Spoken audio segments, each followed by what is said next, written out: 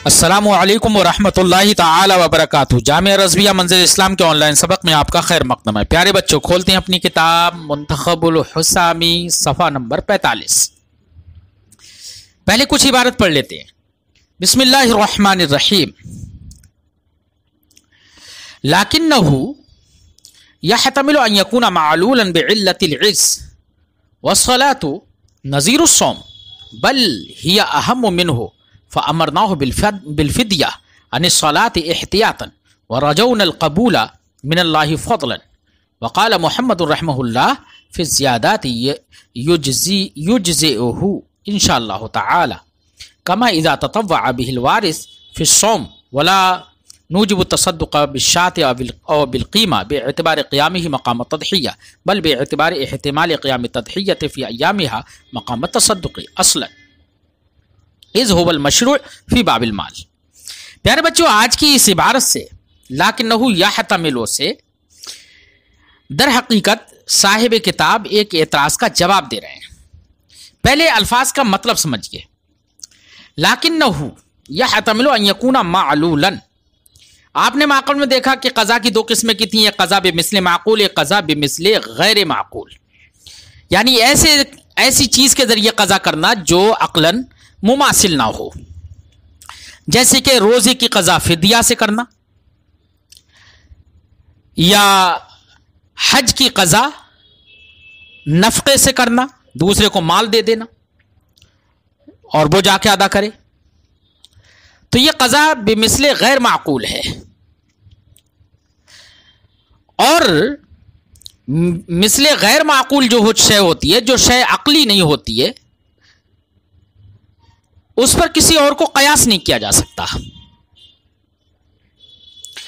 نہ ہی کوئی دوسری شے اس کا قائم مقام بن سکتی ہے۔ یہ ضابطہ یاد رکھنا کہ جو شے مثل نہ ہو، عقل جس کو مثل قرار نہ دے، جس کے اندر عقل مماثلت کا تصور نہ کرے اور اس کے ذریعے سے قضا ہو، تو وہ نص سے ثابت ہونے کی وجہ سے اس کے ذریعے سے قضا تو ہو جائے گی، لیکن وہ چونکہ مثل ہے نہیں، اس لیے اس پر نہ ہی کسی دوسرے کو قیاس کیا جا سکتا ہے اور نہ ہی دوسرا کوئی اس کا قائم مقام بن سکتا ہے۔ یہ ایک ضابطہ ذہن میں رکھنا۔ اسی ضابطے کو لے کر ایک اعتراض ہے اصل میں احناف پر۔ اسی اعتراض کا جواب دینے کے لیے لکنہ یحتمل ان یکون معلولا بعلت العجز صاحب کتاب یہ عبارت لے کر آئے ہیں۔ اب پہلے آپ نے ضابطہ سمجھ لیا، اب اعتراض سمجھیے۔ پہلے اعتراض کا خلاصہ یہ ہے بچوں کہ شیخ فانی کے حق میں جو روزہ رکھنے سے عاجز ہے، اس کے حق میں کیا ہے؟ نص سے ثابت ہے کہ وہ فدیہ ادا کرے، اور یہ فدیہ ادا کرنا یہ روزے کی قضا ہے، اور یہ امر غیر معقول ہے لیکن نص سے ثابت ہے۔ جب امر غیر معقول ہے تو اس پر کسی کو قیاس نہیں کیا جا سکتا۔ جب قیاس یعنی نہیں کیا جا سکتا تو روزے کا تو فدیہ ادا کیا جائے گا، لیکن نماز کو روزے پر قیاس کرنا یہ صحیح نہیں ہے، لہذا نماز کا فدیہ ادا نہیں کیا جا سکتا۔ حالانکہ احناف اس بات کے قائل ہیں کہ اگر کوئی شخص مر گیا اور اس پر نماز اس کے ذمے تھی اور اس نے یہ وصیت کر دی کہ میری نمازوں کا فدیہ ادا کر دینا، تو احناف کہتے ہیں کہ وارث پر یہ لازم ہے کہ وہ ہر نماز کے بدلے میں فدیہ ادا کرے، جیسے کہ ہر روزے کے بدلے میں فدیہ دیا جاتا ہے، اتنا ہی فدیہ ہر نماز کے بدلے میں ادا کرے۔ بات سمجھ آئی؟ تو احناف کا مذہب مختار یہی ہے۔ تو یہاں پر امر غیر معقول پر احناف نے نماز کو قیاس کیسے کر لیا؟ اعتراض سمجھ میں آ گیا بچوں؟ یہ اعتراض ہے۔ جواب صاحب کتاب لے لکنہ یحتمل ان یکون معلولا سے جواب دیا ہے۔ پہلے جواب کا خلاصہ بیان کر دیتے ہیں، پھر اس کے بعد میں اس کا ترجمہ کرتے ہیں۔ جواب کا خلاصہ بچوں یہ ہے کہ جو آپ نے اعتراض کر دیا کہ آپ نے قیاس کر لیا روزے کے فدیے پر، کس کو قیاس کیا؟ نماز کی فدیہ کو، اور آپ نے کہہ دیا کہ نماز کا فدیہ بھی ادا کرنا واجب ہے۔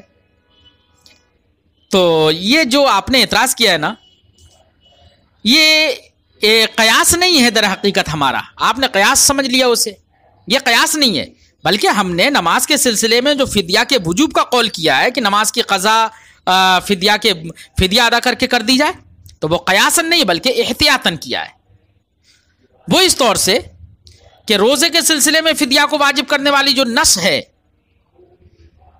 وعلی الذین یطیقونہ فدیۃ طعام مسکین، جو نص ہے اس نص کے اندر یہ بھی احتمال ہے کہ وہ روزے کے ساتھ خاص ہو۔ بھئی لفظاً ظاہری لفظ تو کہیں پر ایسے نہیں ہے کہ جو یہ بتائیں کہ روزے ہی کے ساتھ خاص ہے، تو احتمال یہ ہوگا کہ ہو سکتا ہے روزے کے بارے میں وارد ہے تو روزے کے ساتھ خاص ہو، اور احتمال ایک یہ بھی ہو سکتا ہے کہ بھئی شیخ فانی کے حق میں یہ وارد ہوئی ہے جو کہ روزہ رکھنے سے عاجز ہے، تو روزہ رکھنے سے عاجز ہے اس لیے اس کو حکم دے دیا کہ فدیہ ادا کر دے، تو ایسا بھی تو احتمال ہے کہ اس کی عجز کی وجہ سے فدیہ دینے کا جواز ہو، تو نص کے اندر یہ بھی احتمال ہے کہ روزے کے ساتھ خاص ہو، اور یہ بھی احتمال ہے کہ علت عجز سے وہ معلول ہو، تو دونوں احتمال ہے نا۔ لہذا جب روزے کے اندر تو علت عجز سے یا علت عامہ سے معلول ہونا جب اس کا احتمال ہے، تو اب اس احتمال کے پیش نظر ہم نے یہ کہا کہ جس طریقے سے روزے کے اندر عجز کے سبب فدیہ ادا کرنا ہوتا ہے اور فدیہ ادا کرنے کا ہم نے حکم دیا، اسی طریقے سے نماز کے سلسلے میں بھی عجز کے سبب ہم نے فدیہ کا حکم دے دیا۔ کیوں؟ قیاس نے کیا ہے احتیاطاً، اس لیے کہ نماز جو ہے وہ روزے سے زیادہ اہم ہے، اس لیے زیادہ اہم ہونے کی وجہ کیا ہے بچوں؟ زیادہ اہم ہونے کی وجہ یہ ہے کہ دیکھو غور کرو، روزہ اور نماز دونوں میں مماثلت ہے، روزہ بھی عبادت بدنیہ ہے اور نماز بھی عبادت بدنیہ ہے، تو عبادت بدنیہ ہونے میں دونوں ایک سے، لیکن نماز روزے سے زیادہ اہم ہے، کیونکہ نماز من حیث ہی الصلاۃ بنفسہا وہ تعظیم الہی ہے، اور روزہ بنفس ہی تعظیم نہیں ہے بلکہ قہر نفس کے واسطے سے، کہ اس میں اپنے نفس کو مغلوب کرنا ہوتا ہے، اس کے مغلوبیت نفس کے واسطے سے وہ تعظیم بنا ہے، تو نماز وہ روزے سے زیادہ اہم ہوئی، تو جب روزے کے اندر ہم نے عز کی بنا پر حکم دے دیا کہ وہ فدیہ ادا کرے، تو اس سے جو زیادہ اہم ہے وہاں پر بھی ہم نے احتیاطاً حکم دے دیا کہ وہ فدیہ ادا کر لے، ادا کر دے، اگر وہ ادا کرے گا فدیہ تو اللہ رب العزت اس کو قبول کرے گا، فبہا، بہت اچھی بات، اور اگر قبول نہ کرے تو کم سے کم صدقے کا ثواب تو ملے گا اسے۔ تو ہم نے یہاں پر قیاس نہیں کیا جناب کہ اعتراض کیا جائے، بلکہ ہم نے احتیاطاً قول کیا ہے۔ اعتراض کا جواب سمجھ میں آ گیا بچوں؟ اب ترجمہ کرتے ہیں۔ لیکنہ یحتمل، وہ نص جو فدیہ سے متعلق ہے، وہ نص احتمال رکھتی ہے اس بات کا ان یکون معلولا بعلت العز، کہ وہ علت عز یعنی جو علت عامہ بن سکتی ہے وہ اس علت عز کا معلول ہو، اس میں وہ علت نکال لی جائے عز۔ والصلاۃ نظیر الصوم، اور نماز جو ہے وہ صوم کی نظیر ہے، کیونکہ دونوں عبادتیں بدنیہ ہیں، بل ہی اہم من، بلکہ صوم سے صلاۃ زیادہ اہم ہے۔ کیوں؟ اس لیے کہ وہ بے نفسہا تعظیم ہے، اور روزہ قہر نفس کے واسطے سے تعظیم الہی ہے، تو جو زیادہ اہم ہے فَأَمَرْنَاهُ بِالْفِدْيَةِ عَنِ الصَّلَاةِ، تو نماز کی طرف سے بھی فدیہ کا ہم نے مکلف کو حکم دے دیا احتیاطاً نہ کہ قیاساً۔ وَرَجَوْنَا الْقَبُولَ مِنَ اللَّهِ فَضْلًا، اور اللہ تعالیٰ کی بارگاہ سے ہمیں فضل کے طور پر قبولیت کی امید بھی ہے۔ جب قبول کی امید ہے، اللہ قبول فرما لے فبہا، قبول نہ فرمائے تو اس کو ثواب مل جائے گا صدقہ کا۔ بات سمجھ میں آئی بچوں؟ اب آگے صاحب کتاب امام محمد رضی اللہ تعالی عنہ کا جو قول زیادات میں ہے، اس قول کو نقل کر کے اس بات پر تائید پیش کر رہے ہیں کہ یہ جو حکم ہے وہ ہم نے احتیاطاً دیا ہے نہ کہ قیاساً۔ اور تائید کس طور سے ہوگی؟ پہلے امام محمد کا قول پہلے سن لیجئے۔ حضرت امام محمد رضی اللہ تعالی عنہ نے زیادات کے اندر فرمایا یجزئہ انشاءاللہ تعالی، یعنی اگر نماز کا وہ فدیہ ادا کر دیتا ہے تو یہ فدیہ انشاءاللہ تعالی اللہ نے چاہا تو اس کو کافی ہو جائے گا. تو انہوں نے یجزئہ انشاءاللہ تعالی کہا ہے، تو اس کا مطلب یہ ہے کہ فدیہ کا جو حکم ہے، فدیہ ادا کرنے کا جو مسئلہ ہے، اس کو انہوں نے کس پر معلق کر دیا؟ مشیت پر. کس پر معلق کر دیا؟ مشیت پر، کہ اللہ چاہے گا تو یہ کافی ہو جائے گا اگر فدیہ ادا کر دیا تو. حالانکہ مسائل قیاسیہ کبھی مشیت پر معلق نہیں ہوتے ہیں، یہ ضابطہ ہے، یہ ذہن میں رکھنا. کبھی بھی مسائل قیاسیہ مشیت پر معلق نہیں کیے جاتے ہیں، نہیں ہوتے ہیں معلق. اور امام محمد رضی اللہ تعالیٰ عنہ نے انشاءاللہ کہہ کر مشیت پر معلق اس کو کر دیا. تو اس سے یہ سمجھ میں آیا کہ یہ قول احتیاطاً ہے، قیاساً نہیں ہے. بات سمجھ میں آئی؟ تو امام محمد رضی اللہ تعالیٰ عنہ نے زیادات میں کہا یجزئہ انشاءاللہ تعالی، اس کو یہ فدیہ ادا کرنا کافی ہوگا انشاءاللہ تعالی. کما اذا تطوع به الوارث فی الصوم، جیسے کہ کسی وارث نے نفلاً فدیہ ادا کر دیا ہو روزے میں، تو وہ اس کے بھی کافی ہونے کی ہمیں امید ہے، اللہ سے امید ہے کہ وہ قبول کرے گا. یہ اس صورت میں ہوگا کہ کوئی شخص روزہ نہیں رکھ سکا تھا اور مر گیا اور وصیت بھی کر کے نہیں گیا اتفاق سے، لیکن وارث نے تطوعاً، وصیت تو نہیں کر کے گیا اس لیے اس پر ادا کرنا واجب تو نہیں ہے، لیکن وارث نے تطوعاً اور احسان کے طور پر اور تبرع کے طور پر اپنے اس مورث کی جانب سے روزے کا فدیہ ادا کر دیا. تو امام محمد فرماتے ہیں کہ اب جو ادا کر رہا ہے، حالانکہ واجب نہیں تھا کیونکہ وصیت نہیں کی تھی، ادا کر رہا ہے تو امید یہی ہے بارگاہ الہی سے کہ اللہ تعالیٰ اس کو قبول فرمائے گا. تو جیسے یہاں پر امید ہے، یہاں پر اس کے ادائیگی کو صحیح قرار دیا جائے گا احتیاطاً. بالکل اسی طریقے سے نماز کے سلسلے میں ہم نے کہا کہ فدیہ اگر ادا کر دیا جائے تو یہ بھی احتیاطاً ہے، اور یہ قیاساً نہیں، احتیاطاً ہے. اگر قیاساً ہوتا تو یہ اس کو انشاءاللہ یعنی مشیت پر معلق امام محمد نہیں فرماتے. بات سمجھ میں آئی بچوں؟ ولا نوجب التصدق بالشاة او بالقیمة باعتبار قیامه مقام التضحیہ. اس سے بھی صاحب کتاب ایک اعتراض کا جواب دیتے ہیں. ایک دوسرا اعتراض کا مبنی وہی ہے کہ جو امر غیر معقول ہو، جو مثل غیر معقول ہو، اس پر کسی کو نہ قیاس کیا جا سکتا ہے اور نہ ہی اس کا قائم مقام کوئی دوسرا بن سکتا ہے. نہ قیاس کیا جا سکتا ہے، اس پر پہلا بار اس بات کو لے کر پہلا اعتراض تھا، اور اس کے قائم مقام دوسرا نہیں بن سکتا ہے، اس بات کو لے کر اب یہ دوسرا اعتراض ہے.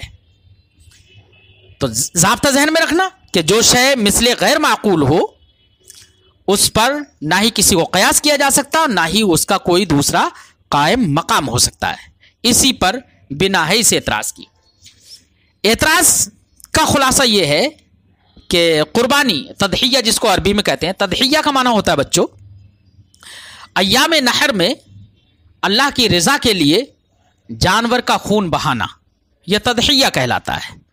اراقۃ الدم فی ایام النحر لوجہ اللہ، اللہ کی خوشنودی کے لیے ایام نحر میں جانور کا خون بہانا یہ تضحیہ کہلاتا ہے.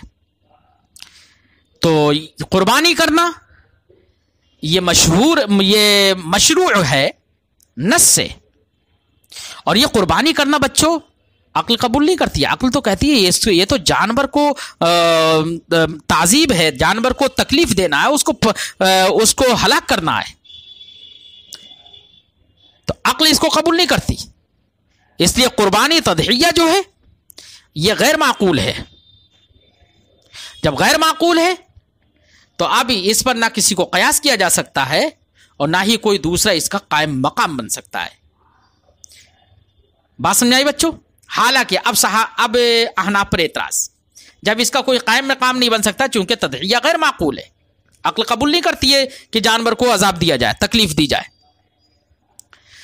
اب اس پر اعتراض یہ ہے کہ حالانکہ آپ حضرات نے، احناف نے،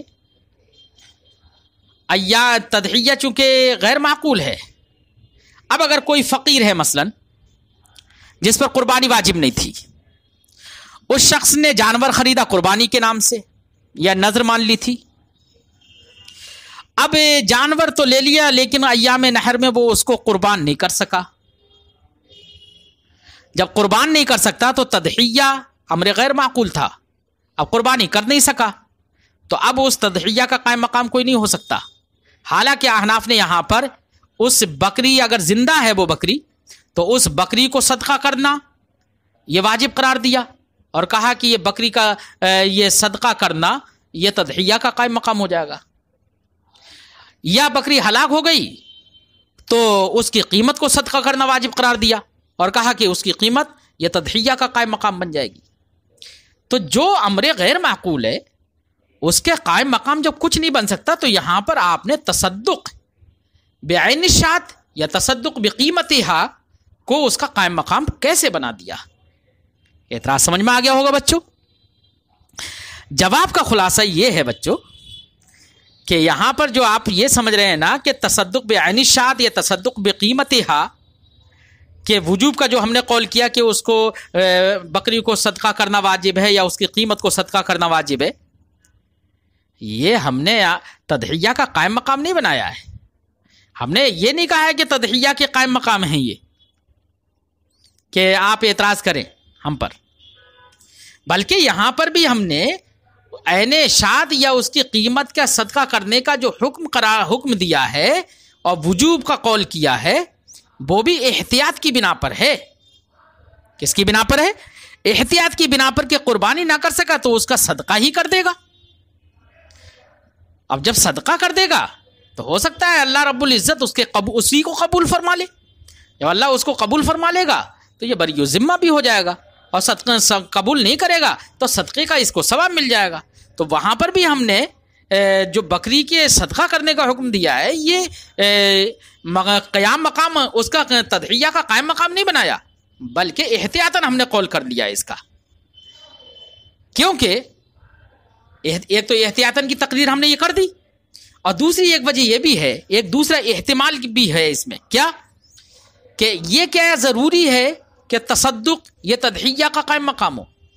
ایسا بھی تو ہو سکتا ہے کہ تضحیہ یہ تصدق کا قائم مقام ہو، ایسا بھی تو ہو سکتا ہے. بہی طور کیونکہ بکری وغیرہ جو ہیں صدقہ کرنا، ان سب کا صدقہ کرنے کا تعلق مال سے ہوتا ہے، اور باب مال کے اندر اصل یہی ہے بچوں کہ صدقہ کیا جائے. یہی نہیں ہے کہ قربان کر کے گوشت کھلایا جائے، یہ اصل نہیں ہے، بلکہ صدقہ کرنا ہی اصل ہے. کیونکہ فقیر کی حاجت روائی مقصود ہوتی ہے، اور فقیر کی حاجت صرف گوشت کھانا ہی نہیں ہے، دیگر بہت ساری ضرورتیں ہیں اس کی. اس لیے باب مال میں تصدق ہی اصل ہوتا ہے. جب تصدق اصل ہے تو تصدق کے اصل ہونے کا بھی احتمال ہے. اب رہا یہ کہ قربانی، تو ایام نحر میں چونکہ اللہ رب العزت کے مسلمان بندے جو ہیں ایام نحر میں اللہ رب العزت کے مہمان ہوتے ہیں، جیسے کہ روایتوں سے ثابت ہے.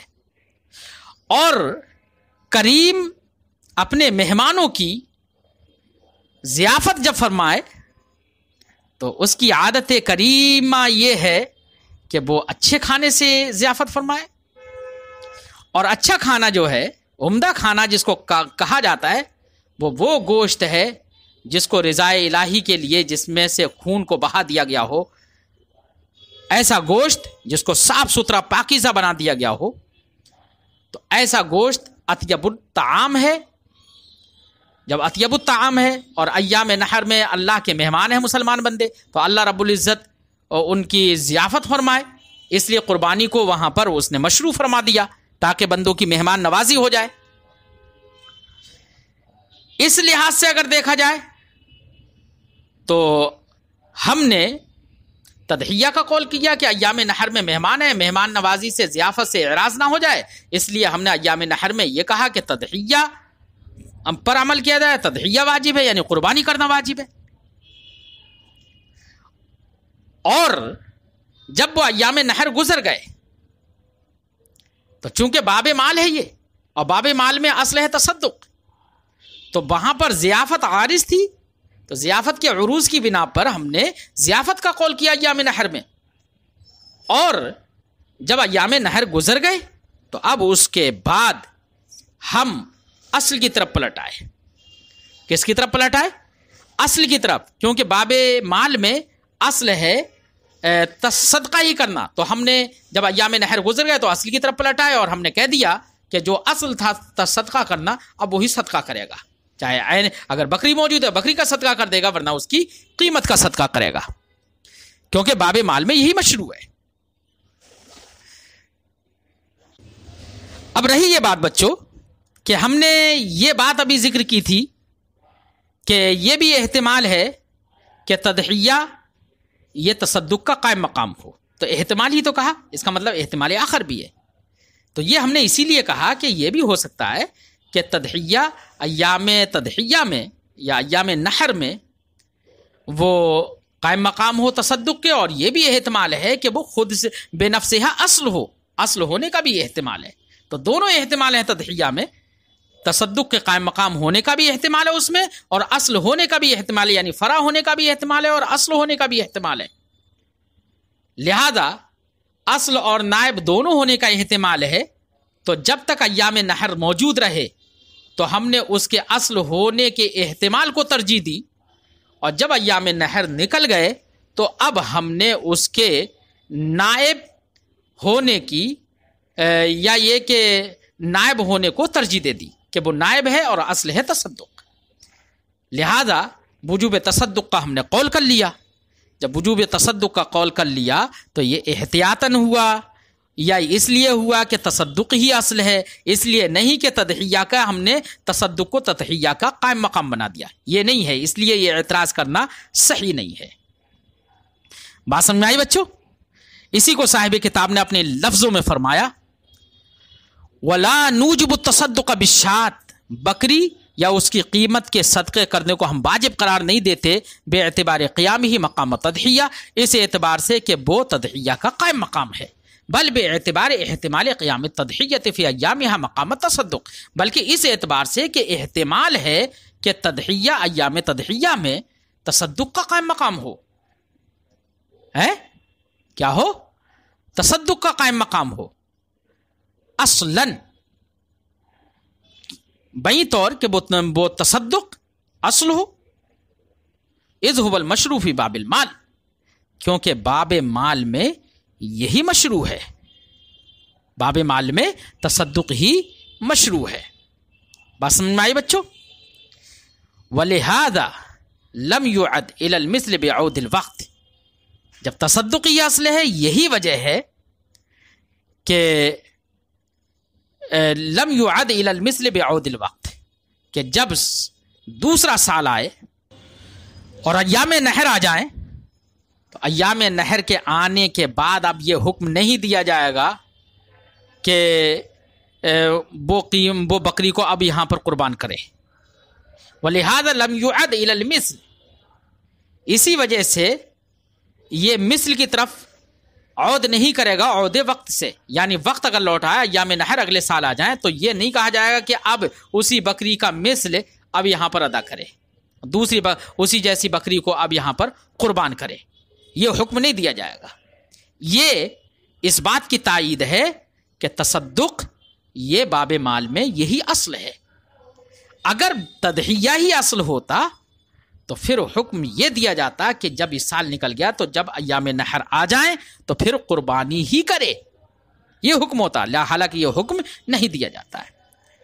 تو پیارے بچوں، آج ان دو اعتراضوں کا ہم نے جواب دیا، اس لیے آج وقت بھی اچھا دراز ہو رہا ہے اور نماز کا وقت ہو گیا ہے چونکہ، اس لیے ہم اپنی گفتگو کو یہیں پر ختم